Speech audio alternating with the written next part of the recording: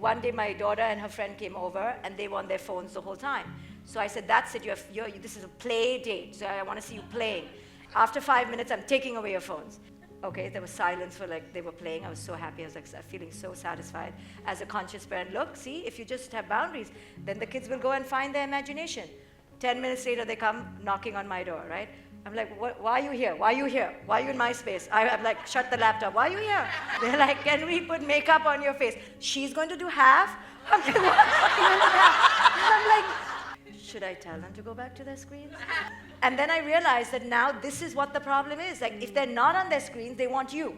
So when you lay that boundary, are you willing to connect to your children and play with them? This is it. You have to find something and be captivating. So you have to, be willing that when you're taking that away, they're coming for you. So don't be like, I'm cooking, I'm busy, then you're like, create the space. Build that connection. So every day, find a way to get in there and build connection. Doesn't mean hugging your kid. Doesn't mean they have to talk to you about their deepest concerns and problems. It just means in some way, you both are together in a non-screen environment, engaging.